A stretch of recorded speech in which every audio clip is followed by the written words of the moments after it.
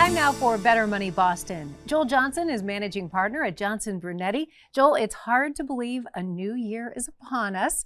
And as we're thinking about a new year from a financial perspective, what are some good goals to keep in mind?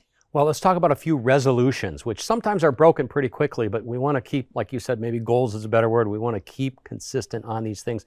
One is create a retirement budget. If you are already retired or if you're getting close to retirement, create some kind of a budget, doesn't have to be super strict, but some kind of a budget or guideline so that you know what your spending is going to be and make sure it's realistic. Okay, what about saving? Well, we need to save more money in our 401k if we're still working. You can never have too much money in that 401k. So if you're in that retirement red zone within 5 years of retirement, stuff a little bit of extra money in there. You can always take it out when you retire, but it's important that you load up that 401k as much as possible. And in addition to that, have a retirement savings plan.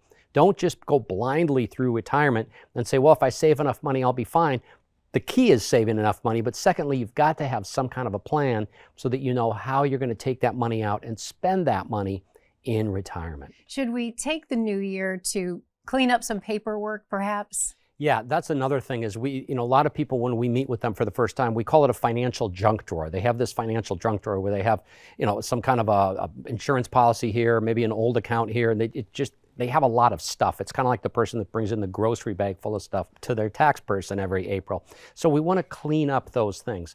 Also, update your will. Don't forget that a will and estate plan is an important part of a full financial plan. So it's really important to do that. Joel, if you don't have an advisor, is the new year a good time to hire one? It's a good time to hire one. And if you do have an advisor, get a second opinion from somebody that didn't give you the first opinion. Doesn't mean you're going to fire your existing advisor, but just get some perspective. When we get close to retirement, these things are too important to just not know what you don't know. You've got to make sure that you have confidence, that you can reduce the fear. And a lot of times you can do that by hiring a financial quarterback. You have a free book on some of these financial goals. Yeah, we have the Guide to Maximizing Retirement, and it's the 6 building blocks that people need to know to make sure they have a really successful retirement. All right, you can get that at bettermoneyboston.com. That's bettermoneyboston.com.